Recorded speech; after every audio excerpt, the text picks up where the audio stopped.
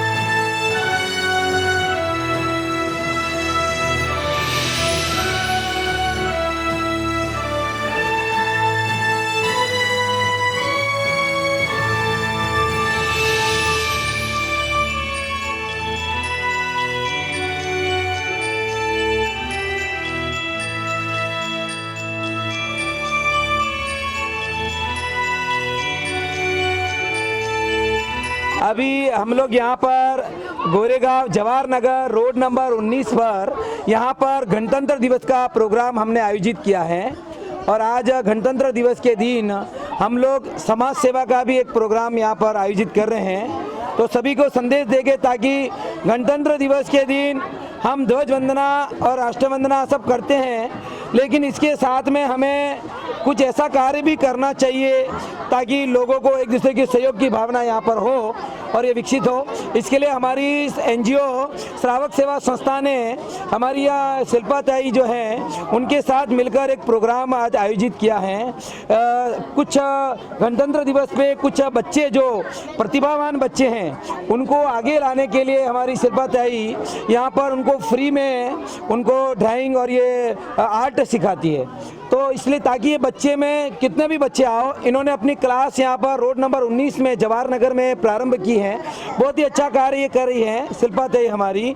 तो इनको सहयोग देने के लिए और इस बात से प्रभावित होकर अन्य लोगों को भी ऐसी प्रेरणा मिले, बच्चे लोगों में जो कला है वो विकसित हो, इसलिए आज हम लोग ये फ्री में बच्चे लोगों को ड्राइंग बुक और कलर का वितरण यहाँ पर करेंगे इनकी प्रेरणा से।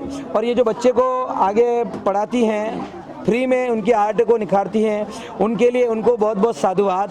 इसी प्रकार जो भी ध्वज वंदन करते हैं तो मैं उन सबसे भी रिक्वेस्ट करता हूं कि कुछ ऐसा सोशलिस्ट कार्यक्रम भी आप अपने ध्वज वंदन के साथ में रखें ताकि इससे एक प्रेरणा जाएगी।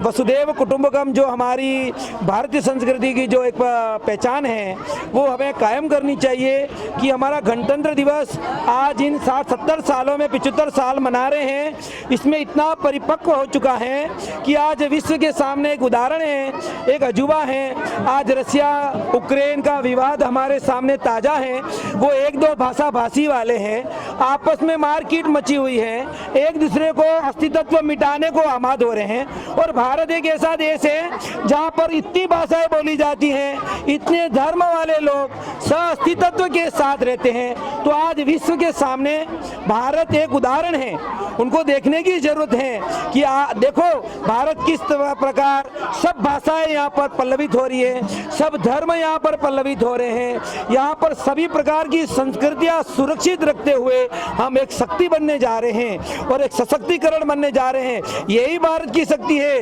यहाँ पे हर जाति धर्म समुदाय और हर भाषा भाषियों को एक समुचित स्थान मिला हुआ है। इसलिए मैं भारत को एक उदाहरण के तौर पे देखना चाहता हूँ। मेरा सपना है कि भारत एक विकल्प के रूप में आज समाज के सामने उपस्थित हो। यही भावना मैं अपने गणतंत्र दिवस के ऊपर मैं सभी देश बंधु और विश्व के सामने रखना चाहता हूँ।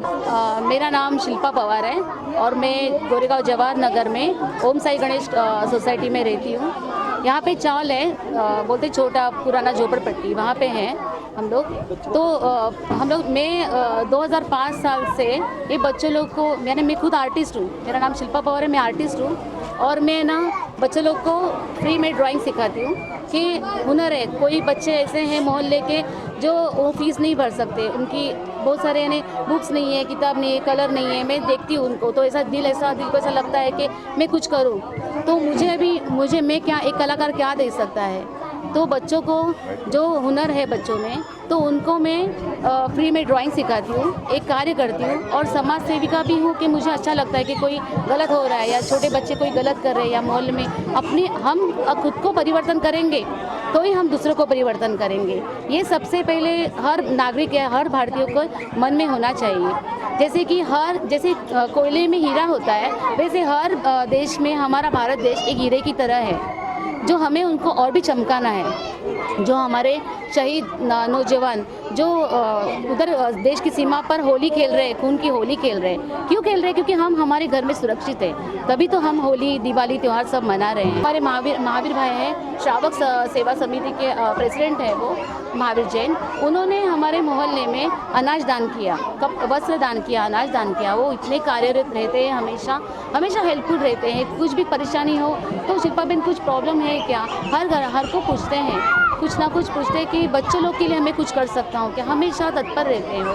जैसे हम बोलते हैं हमारे मोहल्ले में मंदिर नहीं है, लेकिन हमारे मस्जिद ही हमारी मंदिर है। तो हमें ये हाफिज जी है, तो हाफिज जी मौलाना है, वो भी छोटे बच्चों को हमेशा अच्छे बातें सुनाते रहते हैं। मैं आगे कुछ बन नहीं सकती थी, लेकिन अगर मेरे हस्बैंड मिस्टर किशोर पवार, अगर मेरे हस्बैंड का मुझे साथ नहीं होता, वो हर दम हमेशा सबके लिए वो खड़े रहते हैं कि कुछ भी हो, झगड़ा हो या बच्चे लोग का कुछ प्रॉब्लम हो, कुछ परेशानी हो, तो मेरे हस्बैंड जो किशोर पवार है वो हमेशा हर एक मुश्किल से सामने के लिए हर एक को सहानुभूति देते रहते हैं। तो उनसे ही मुझे ये सब प्रेरणा मिलती है। अगर वो मुझे साथ नहीं दे सके तो मैं कुछ भी नहीं हूँ। और दूसरी चीज़ मैं कहना चाहती हूँ कि अभी जो माहौल है नेताओं के लिए, जो भारत के प्रधानमंत्री, मुख्यमंत्री और जो भी खासदार आमदार जो भी नेताएं हैं, उनसे मेरी एक गुजारिश है, आप काम अच्छे करते हो, मैं किसको नाम नहीं रखना चाहिए,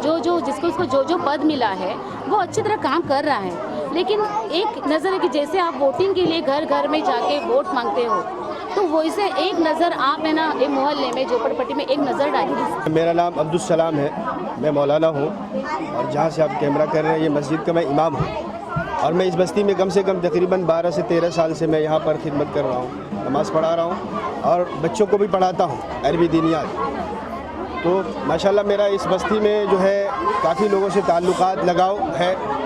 और एक बात बता दूं कि इस बस्ती के अंदर मुसलमानों की मेजॉरिटी बहुत कम है, 20 से 25 घर सिर्फ या 30 घर के आबादी है मुसलमानों की। लेकिन अल्हम्दुलिल्लाह ऐसा है कि सारे लोग एक दूसरे से इतने प्यार मोहब्बत में रहते कि कभी भी मेरे 12-13 सालों में कभी किसी तरह की कोई बात नहीं हुई और इस बात की मुझे बहुत खुशी है, आपस में इतनी प्यार मोहब्बत है।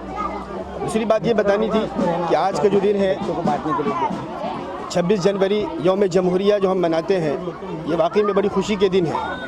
लेकिन इस खुशी के अंदर जो कुर्बानी दी गई, कभी कुर्बानी के बाद ही खुशी मिलती है। जब बहुत कुर्बानी दी जाती है उसके बाद खुशी हमें मैसर होती है। तो ये जो खुशी हमें मिली है ये बहुत कुर्बानी के बाद। अब इसको जो हमें आज़ादी तो मिल गई किन से, अंग्रेज़ों से, लेकिन कुछ ऐसे लोग हैं जो अपनी कुर्सियों को संभाले हुए हैं और उस कुर्सियों पर बैठ करके सिर्फ वो समझते हैं कि पहले के तानाशाह हम ही हैं और हम ही कुछ कर सकते हैं। तो ये जो है इनकी जो शान व शान में और ख़यालों में है, इस चीज़ को निकालना बहुत ज़रूरी है। अगर ये नहीं निकलेगा तो फिर वो आज़ादी सिर्फ नाम की रह जाएगी, काम की नहीं रहेगी। तो ये मैं गुजारिश करूँगा आपके चैनल के ज़रिए से कि उन तक ये बात इस तरह की पहुँचे कि भाई लोग परेशान हैं। जब हम ज़मीनी स्तर पर हम चलते हैं फिरते हैं, आवाम से जब हम बात करते हैं, उनकी सुनते हैं, तो पता चलता है कि आवाम परेशान है, बहुत खुश नहीं है। लेकिन बहुत सारे लोग हैं, हर धर्म के अंदर, किसी धर्म जाति का मामला नहीं है। जब क्या कहते हैं दहशतगर्दी और इसी तरह से जो ख़तरनाक लोग होते हैं वो किसी भी मज़हब, किसी भी धर्म में होंगे, किसी धर्म के नहीं। तो इसलिए मेरी गुजारिश है कि इस तरह के लोगों को जो अपने कुर्सियों पे सत्ताओं पर है, उन लोगों को फिक्र करनी चाहिए कि जब तक वो 5 साल उनकी जो हुकूमत होती है और रहते हैं, उनकी जिम्मेदारी होती है कि उनकी बात को सुनी जाए, उनको समझी जाए। और ये हम ही लोग बैठाते हैं उनको, तो इस उम्मीद से उनको बैठाते हैं कि हमें किसी तरह की परेशानी ना हो और हर तरह से हमारी हिफाजत हो, किसी मजहबी चीज़ में भेदभाव ना हो, इंसानों के साथ कोई भेदभाव ना हो। तो इस तरह की चीज़ें अभी भी बहुत सारी चीज़ें हो रही हैं। क्योंकि हमारी इस देश से पैगाम पहुंचना चाहिए कि इतनी बड़ी जमहूरियत जिसको पूरी दुनिया एक इबरत की निगाह से देखती हो, तो उससे इस पैगाम से भी खुशी होनी चाहिए कि इतनी बड़ी जमहूरियत, जैसे कि हमारे भाई ने कहा, महेश जैन भाई ने, कि इस देश के अंदर कितनी सारी ज़ुबानें बोली जाती है, लेकिन फिर ज़ुबानों पे कोई झगड़ा नहीं है। और आज तक कोई एक ज़ुबान हमारी नहीं है। कोई कह नहीं सकता कि उर्दू सिर्फ हमारी ज़ुबान है, या हिंदी हमारी ज़ुबान है, या मराठी हमारी ज़ुबान है। सारी ज़ुबानें बोली जाती है। ये मोहब्बत है, ये पैगाम है। तो हमें बड़ों ने, हमारे पुरखों ने बड़ी मोहब्बत का पैगाम दिया। यहाँ जो है क्या कहते हैं संत, और क्या कहते हैं गुरु, और ऐसे उस्ताद, और क्या कहते हैं फ़कीरों की हिंदुस्तान है कि जिन लोगों ने प्यार मोहब्बत से इसको सींचा है। तो अभी हमें भी इस बात का पैगाम मिला है कि हम भी इसको इस तरह से लेकर के जाएँ और अमन प्यार मोहब्बत से रहें।